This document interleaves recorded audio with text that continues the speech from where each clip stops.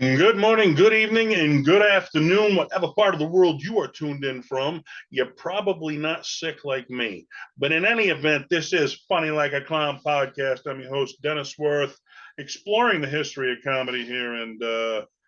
Yeah, man, I'm sick as a dog, I'll tell you. And I'm not making any political statement here or nothing, but I'm saying I usually get the flu shot every year because if I don't, it makes me sick as heck. Well, I got the flu. I haven't been sick in like 4 years, and I got the flu shot last week.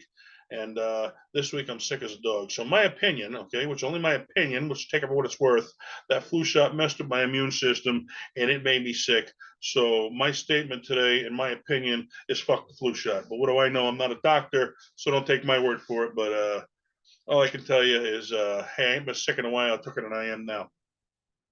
And you might ask me, well, why, Dennis? Why aren't you resting? Why would you do a podcast while you're sick? And I'll tell you why. Because the comedian we're going to discuss tonight, he'd work in comedy sick because that's the kind of guy he was. So if he can do it, damn it, it's good enough for me. Who are we going to be reviewing today? We are going to be reviewing the recently deceased Gallagher. Okay. This is episode 168. It is November 26, 2022. As always, today's episode is brought to you by G Vegas Buffalo Sauce. Put the whammy jam in your mouth. Go to www.gvegas.webs.com. Get it shipped right to your door. Go green, go fresh. Best buffalo sauce, in my opinion, on the market. Okay, so you ain't had some G Vegas buffalo sauce, baby. You're missing out as compared to all the others, man. Because this stuff is to die for. Do you think Gallagher could have smashed a jar of buffalo sauce? Well, probably not, because the glass would go in somebody's eye. That wouldn't be good. So you have to pour the buffalo sauce on something and then smash whatever he put some chicken wings up there, put some buffalo sauce on them, and smash the chicken wings. That might work. I might be in the front row for that stuff because you know. All right, let's get into it, man. Gallagher. Let's see. He became famous in the '80s with his prop style, not pop, yeah, prop. He's a pop singer. No, his prop style comedy and his observational comedy. He tried to say. So his prop style and his observational comedy is what he became famous for. Which, the props are rememberable. Okay, it's like a great closer, but a lot of his comedy was non-prop comedy. I mean, he had a bunch of skits that he did that were very good skits that didn't have any food involved. I know it's play on words where some of the words in the English language that are spelled the exact same way we pronounce differently, and it doesn't make any sense. Great skit by Gallagher. No food involved. But the watermelon's what you get remembered for. And I remember when he was a young comic at the Comedy Store, Mitzi Shore told him, "That's a draw. That you're going to get remembered for the watermelon." I guess the big famous story was he did it once on stage, and the next night Mitzi said, "Are you going to smash a watermelon on stage?" He said, "No, I'm sorry about that. I won't do it again." She's like, "Well, you damn well better. I got a whole line of people outside waiting to see you do it." So, hey, rememberable stuff by Gallagher. Let's see. His signature act, smashing a watermelon with a wooden sledgehammer, which he referred to as the sledge-o-matic. Um, let's see, in 30 years of comedy, he did 100 and 200 shows a year. And that's a lot of shows in comedy, man. I'll tell you, 100 to 200 shows a year. There's only 365 days in a year. You're doing 200 nights. That's a working comic. That's almost too much work, man. And yeah, I remember. Geez, I had one. What I had five shows in 7 nights, and I mean, I'm from New England. I'm from Massachusetts, and out there, I was up in Maine. I was in Rhode Island, then Connecticut, then Mass. And it was like at the end of the week, I'm like, man, I love comedy. My ass was dragging. It was almost too much, And yeah, getting older here, I can feel the drain. That's for sure. Let's see. Born in North Carolina, he resided in Lorain, Ohio, is where he was raised, and because of asthma, I guess he had asthma problems. His family moved to Florida to deal with the dry weather down there was probably better on his asthma.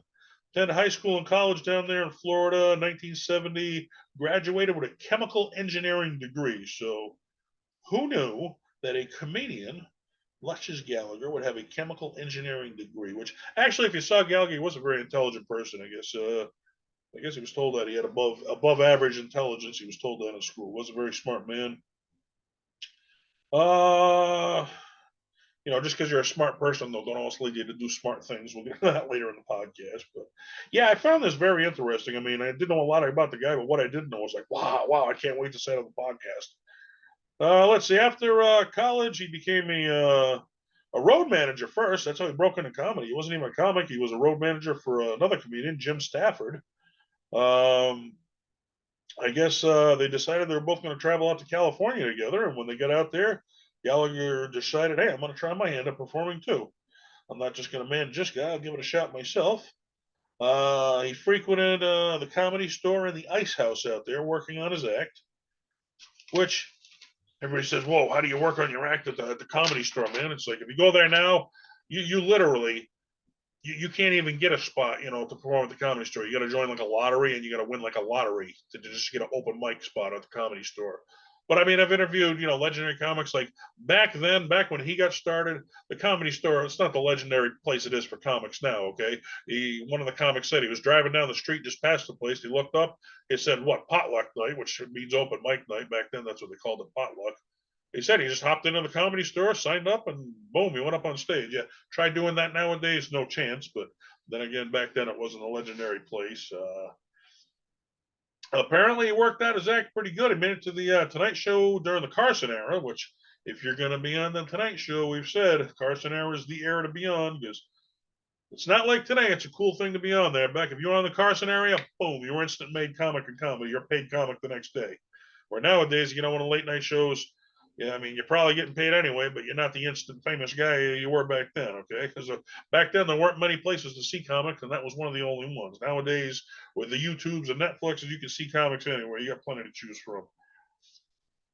Uh, Thing I didn't know, I guess Johnny Carson, he really didn't like prop comics. It wasn't his thing. He didn't care for them much, but I guess put them on anyway. But I guess he appeared more on the show when guest hosts were filling in. I don't know if guest hosts get to choose their guests. I would guess not. I mean, if you're guest hosting, you put on whoever's scheduled, I imagine. But he appeared a lot of times when the guest hosts were filling in, not so much when Johnny was filling in, though he did have some appearances with Johnny. Other appearances on the Mike Douglas show, the Merv Griffin show, and he played several of Playboy clubs. And I did see an interview stuff, and he's like, "Boy, you would have liked the better the stories I could tell you from the Playboy clubs." And I remember Richard Pryor. He did a joke about that. It's like, yeah, Richard Pryor. He had himself slept in a Playboy bunny, I guess. She's telling him, "Oh well, that he did a joke as where he used a kid's voice." She's like, that kid's voice you use? Yeah, do that. He's doing it. He says, and as he did it, she started taking off her clothes, and he's like, "By the time she got down to her panties, I was like an infant."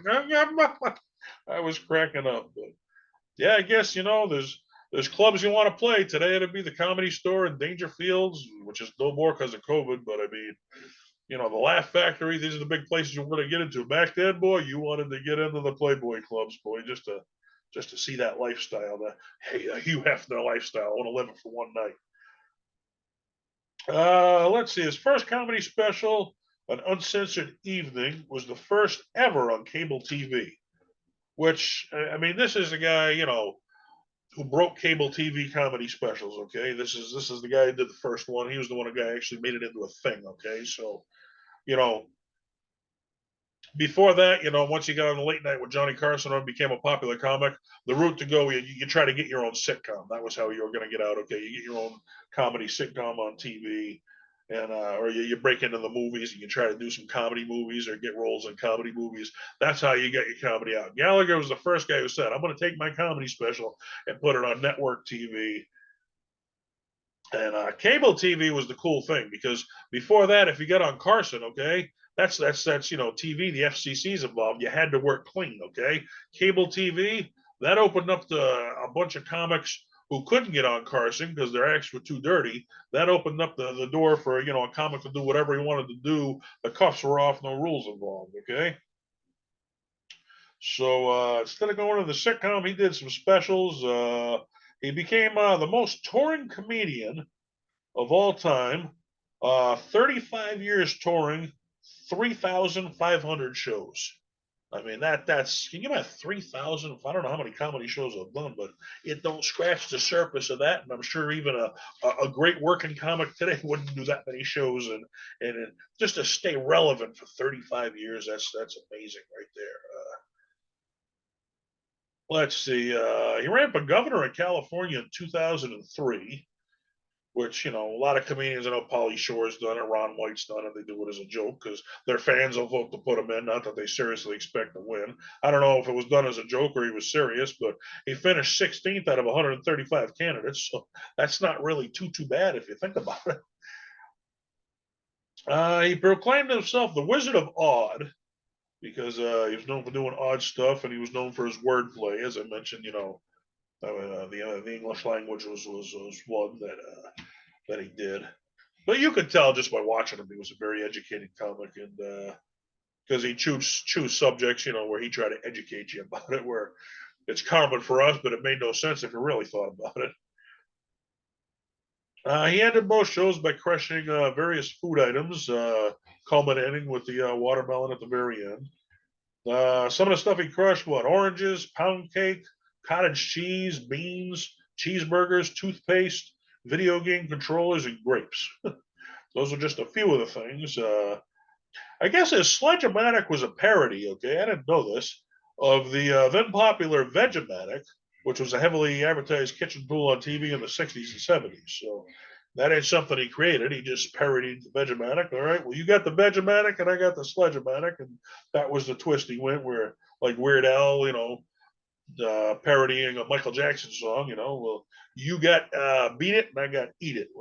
They had the Vegematic and he had the Sledge-O-Matic. Audience members were offered issued ponchos, and I guess in the advertising, they'd encourage them to bring their own raincoats to wear because there's just food flying everywhere. And if you're in the front row, well, he actually called the front row death row during his act. That's what he'd refer to him as. You got the guts to sit in the front row. Well, get ready to eat some food, okay? Which I think it was more money. It's like you were in the first few rows, you had to pay more money. I mean, you'd do that anywhere for better seats, but it was a significant chunk more to be part of that experience, if you wanted to be up there.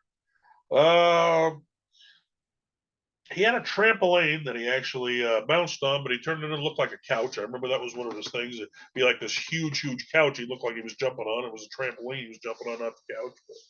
But that was one of his gigs. Let's see. He wrote his own material, which is cool because a lot of these guys they get writers and they pay for jokes and stuff like that, which I totally understand. Because I mean, if you're on late night TV, there's no way you can write that many jokes to be on every night of the week. I don't care how good of a writer you are, it's impossible to create that much good material. You can wing it through a bad, but I mean, to get that much good material, you have to have a writing team. But I mean, to do that many shows and all that, and just write his own material.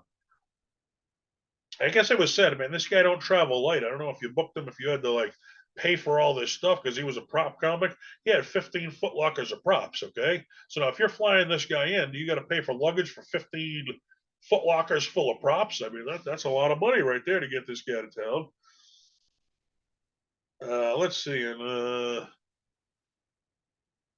I guess some of the controversies with the guy. I mean, he was a famous comic. I guess in 1999, in a show in Cerritos, California, he started using stereotypes toward Mexicans, and they say like what race, religion, and disease. Those are the three taboos. You stay away from those subjects in comedy because you can offend people doing those subjects. But it's like, if I make fun of people with cancer, I'm a fucking jerk. But if I have cancer and I make fun of it, that's okay because I got it. Okay. So I'm making fun of myself.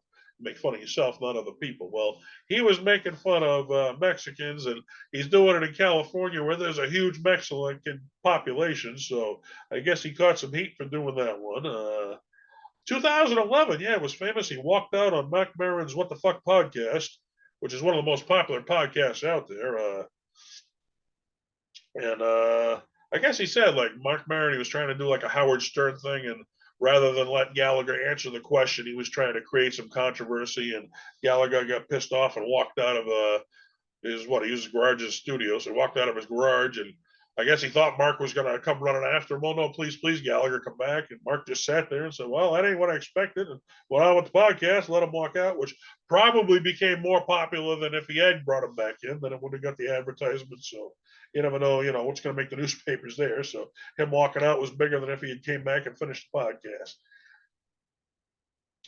podcast. He was often criticized for homophobia, paranoid overtones, and racism, which, I've always said, no matter what you do in life, there's going to be somebody who's going to complain about it. It don't matter how hard you try. You cannot please everybody 100% of the time.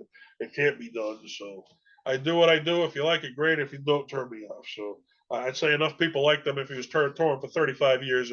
Enough people accepted him where, I think I had Jimmy Schubert. He was saying, you got two guys who are pissed off at you, and you got like 500 people screaming for you to go on stage. Well, I'll take the 500 over the two any day of the week. All right, two people got a problem. Well, that's their problem, not yours. 2012, he appeared in a Geico commercial. I guess he redid his character with the Sledge-O-Matic there for a commercial for Geico with the watermelon. Despite having cardiac issues in the 60s and 70s, I guess he had a bad ticker and he had a lot of problems with it. He continued the tour. He toured all the way up until 2020 when, like all of us, COVID stopped everyone and he couldn't tour anymore.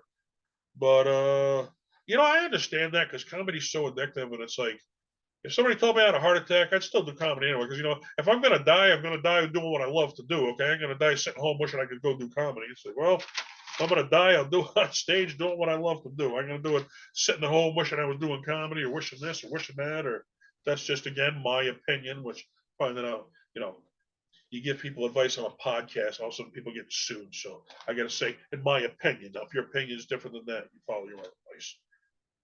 Let's see on some occasions. Now, I guess this makes sense after I read it. On some occasions, some of the audience members actually sustained injury. This stuff's flying food and all of a sudden hits in the eye. You can have a problem. So I don't know if I know I do work with Freddie Stone. He's retired now from comedy, but comedian, a local comic out of Maine, and he was a prop comic. And he said he had to have insurance, and I put a word for him. A booker friend of mine, she booked him, and I guess halfway through the show, somebody actually walked on stage, and he walked off. And she's like, well, why'd you do that? And he said, my insurance says if I'm on the stage area when anybody comes on, my insurance won't cover me. So she's like, well, I should have known that before the show, whatever the case. But I imagine he had to have some insurance, in case somebody get hurt with all the food flying around and people got a problem about everything. I remember somebody sued because it was an all you can eat buffet. And I remember I went there and they had like a sign and it said, you can only eat this much food in this period of time. You can't take any food home with you. It's like shit that should be obvious. It's like they had to put this there because people were suing them over shit they know. But if you can make an issue out of it, people are making it. So, you go to a Gallagher show, he smashes food. There's a chance you can get hit. All right, well, if I get hit, I ain't gonna sue the guy because that's the chance I took. I know you go to a concert and you jump into a mosh pit and you get hurt. I know you can't sue because you knew going in there you could get hurt. You chose to do it. You jumped in. So there are laws to protect you. Let's see. A lady got hit by a teddy bear with a fire extinguisher inside of it. She sued him for 13,000 medical damages, 20,000 in lost wages, and 100,000 in punitive damages. And I guess Gallagher, he was actually during the trial at the end, he got called to the stand to testify, and I guess he did it in a comedic way. He was testifying in a comedic way. I guess the judge, everybody cracking up, and the judge even said, "I've never seen such a elaborate, testimony all the years of being a judge." I guess he was found not guilty for that one, though. He did not have to pay. So, like I said, she put herself in that position. She knew what to expect. You can't blame him, I assume. Another show, I guess a woman ran on stage, and as she ran on stage, she slipped on some food and fell and hurt her back, and she sued him for hurting her back. Like, well, you ran on stage, dumbass. If you slipped on some food, ain't his fault. That's kind of yours. So he did have some problems with his act. Now here's one which I knew a little bit about, but the average fan probably didn't know. In the '90s, his brother, who shared his likeness, his brother kind of looked like him. They had the same mother, same father. They looked alike. His brother asked him for permission to perform his act, and he said, "Well, I'll let you perform it as long as you don't use the sledge-o-matic thing at the end with the watermelon." So, and he said, "Okay, as long as you advertise yourself as Ron Gallagher, my brother, and not Leo Gallagher. Don't advertise that you're me, so people ain't getting confused who they're going to see." Because I mean, Leo Gallagher, the original, he's out playing arenas, and his brother wanted permission, to play like little clubs, like doing an imitation of his act, being an impersonator, and he was okay. And he said the reason I seen an interview, he said the reason he was okay because he was sick of his brother asking him to borrow money. It's like, yeah, okay, go do my act in a little club, make some of your own money. You can stop, asking me to borrow money, which was why he did it originally. But after a while, I guess the promoters were saying, well, we're charging, where Gallagher was charging $20, they were only charging 12, and people weren't going because they knew it wasn't the original Gallagher. So after a while, they started charging 22, and they, the advertising that they didn't leave it clear who they were going to see. So a lot of people were showing up thinking they were seeing the original Gallagher, and instead they were seeing his brother. So but I guess he was blaming it on the promoters, and apparently the promoters were saying, "Hey, this is what your brother's telling us to do." And it led to a big family feud. I guess 2000 Leo sued his brother for trademark infringement because I guess the original Gallagher, he was smart. He trademarked his name Gallagher and his likeness, so nobody else could perform his act. So the judge ruled in his favor. Yeah, you had a trademark. Your brother can't do it. That stopped his brother in his tracks. But I guess his parents, they got mad at him. Hey, that's your brother. Why are you doing this? Why are you suing your own brother? And I guess, yeah, big old family feud. He didn't talk to, I guess, his parents or brother since then or whatever it did was the day he died. I don't know how it all turned out, but that's what happens. When you got money, everybody wants a piece of the pie. I did that. I went to the casino recently. I won $1,000, and I held up like all the $100 bills I had, took a picture of it, and I put it on Facebook. And literally, like the next day, everybody's, "Hey man, Dennis, can I borrow some money?" Like, what the hell? I won money at a casino, now I got to loan everybody money. That's how people think, though, right there. So let's see. Now this is the basis for the podcast. I've told you that before. Comedy Central's 100 greatest comedians of all time.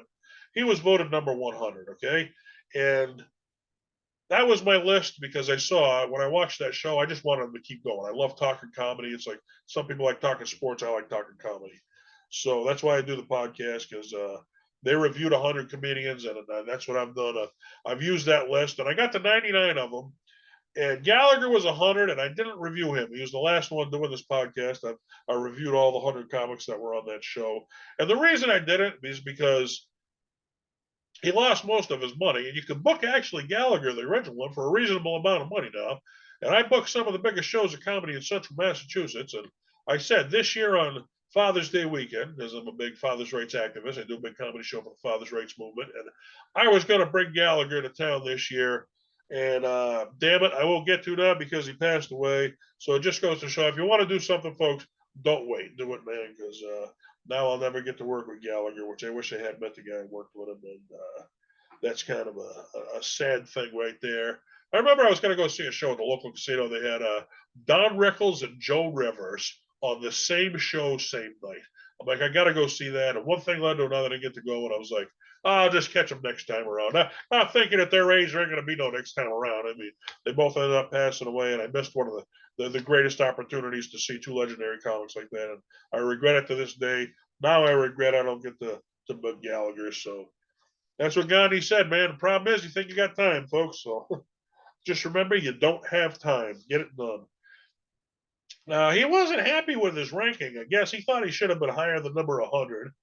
And he said people he never even heard of were ranked, higher than him, which I mean, I don't care who you are. If I said the word Gallagher to you, yeah, guy who smashes watermelons. I mean, he was a known. Everybody knew who Gallagher was. Which I've done the list on this podcast, and I said some of these comics I know great, some I know a little bit, some I didn't know at all. I had to educate myself. Some of the comics ahead of me, I didn't know at all. I had to educate myself with you guys here on the podcast. He thought he should have been ranked higher than 100. I mean, and if you consider he was the guy who originated, the stand-up special being on cable TV, which leads to all the stand-up specials we have today, that's kind of breaking ground right there. I guess you got to agree with him.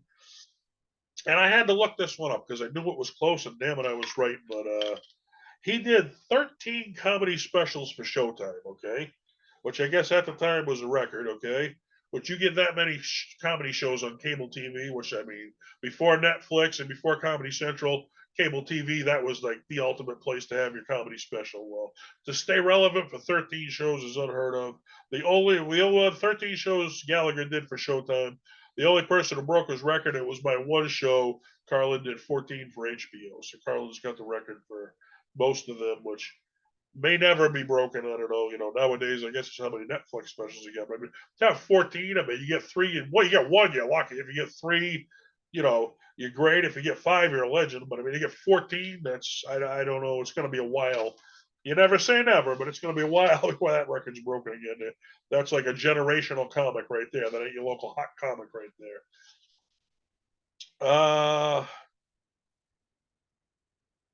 Let's see.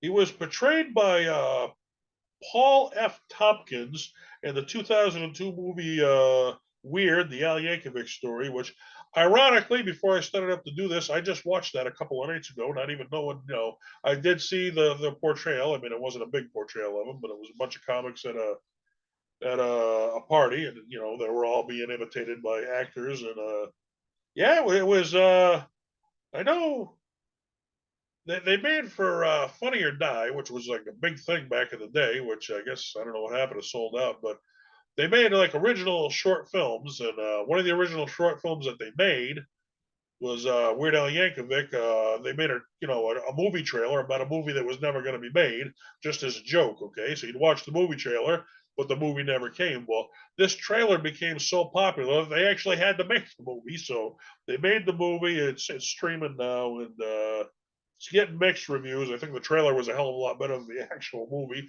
Maybe they should have stopped there. Not that it was a bad movie, but hey, I say any comedy's a good thing. Let's see. November 11th, 2022, his manager announced his death, which obviously we all heard the news that Gallagher Gallagher wasn't going to be around anymore, unfortunately. Let's see. More interesting stuff. All right, now this one I found extremely interesting right here. Okay, now we've done interesting, we've done big time interesting. This is what I'm going to remember right here. Okay, there's a bunch of stuff in this podcast to remember. This is going to be one of them. The 1980s, the Loma Linda University used Gallagher's comedy to study laughter's effect on the body. Okay, they actually took blood samples from students, I guess before and while they were watching Gallagher in action, and the results they found was that the students had it while watching Gallagher. They had an increase in white blood cells. So the results of the study, it appeared that laughing boosted your immune system. Actually, that laughter creates more white blood cells, which white blood cells boosts your immune system. So, there's the old term, laughter is the best medicine. Well, now you can say it's been medically proven that laughter is the best medicine because laughter will boost your immune system. So they always say, hey, we can't solve your problems, but we can make you forget about them for a little while. Well, now, if you got some disease, you want to boost your immune system, go get some laughter because that's what's going to do it. Let's see. He lost all his fortune, which I saw an interview with him. He said it was around $10 million at his peak. And you're saying, how the hell do you lose $10 million? I know Norm MacDonald, he was a chronic gambler. He lost money, a lot of money gambling. He broke it down. He said, well, you lose half of it, then you think you're going to use the other half to get it back. Then you lose most of that. You're down to about 10 grand, and you're like, well, I don't want 10 grand to remind me I used to have a million. So you end up blowing that, and then you broke, and that's how you end up broke gambling. Well, Gallagher says he lost his 10 million speculating on the stock market, which that's a gamble in itself, playing the stock market. You never know how it's going to go. He said he was broke, which was kind of refuted a little bit by his manager. His manager joked around, yeah, we should all be as broke as Gallagher. But I mean, I guess his idea of being broke after having $10 million is probably different than the average person's idea of being broke. If you got 500,000 in the bank, if you're an average person, you're doing pretty good. If you Gallagher and had 10 million, well, you're probably broke at that point. So his idea of broke and anybody else's is probably different. But wow, losing 10 million in the stock market, man, that's some bad investments right there. 2011, he collapsed on stage, holding his chest. It was determined that he had a minor heart attack. And a year later, it happened again. Doctors actually put him into a medical-induced coma so they could figure out what was going on with his heart.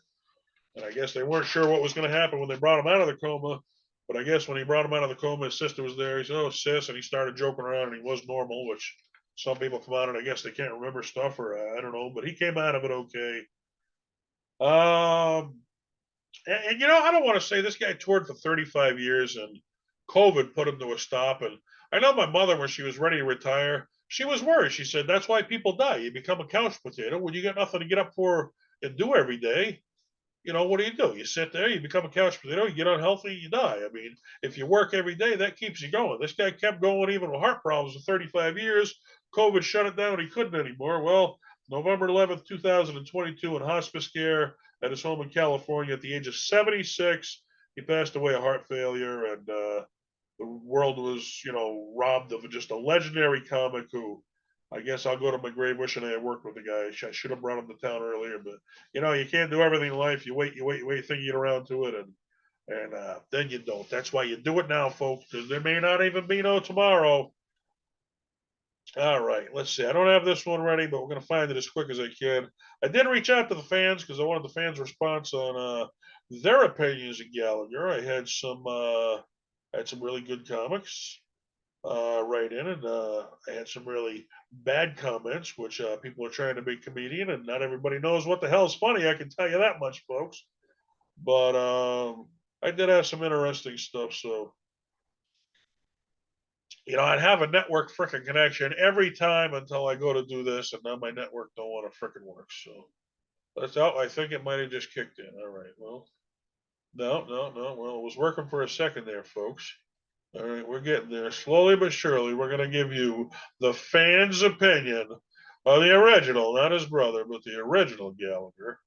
And all right, here we go. I found it. Let's see what we got here. Let's see. James Lewis writes in his daughter.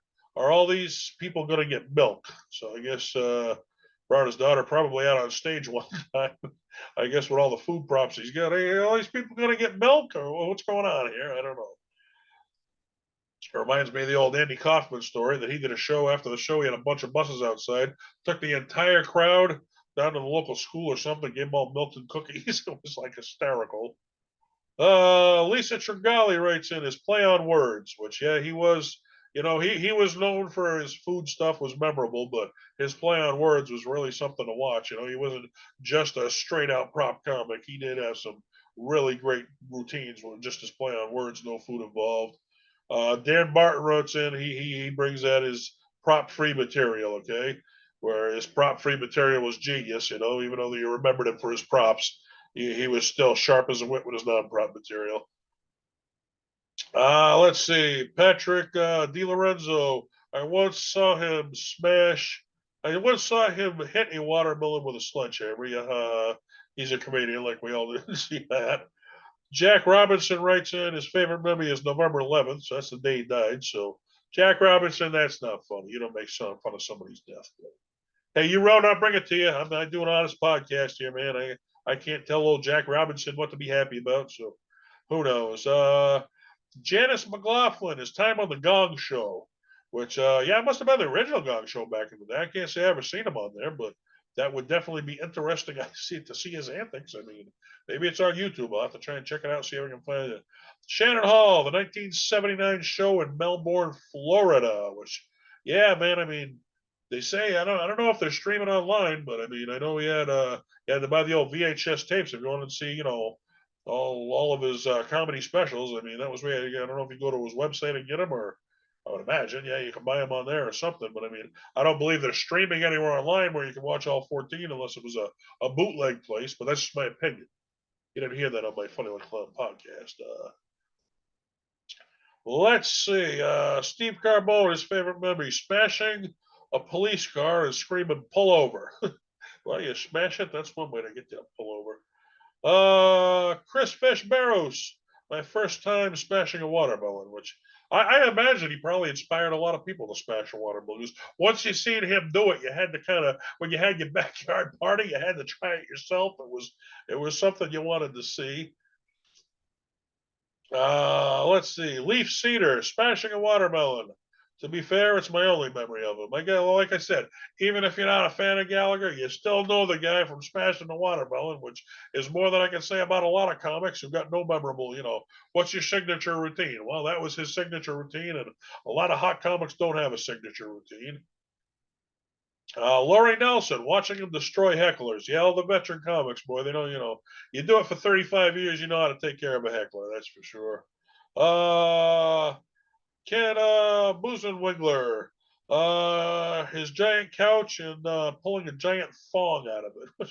I can't say I remember him pulling a giant thong out of the couch, but that was the couch we talked about with the trampoline. So, hey, a lot of people right there love Gallagher. They love this comedy, and man, thank you for the laughter because it's medically proven laughter is the best medicine. So thank you for the 35 years of laughs and all the comedy comedy shows. And you inspired me to do this podcast, Sick Gallagher. So I thank you for that because you don't let the fans down, man. No matter what, you keep doing comedy, keep doing what you love to do. And I guess if I drop dead right now and being sick, I died what I love to do because I love doing this podcast.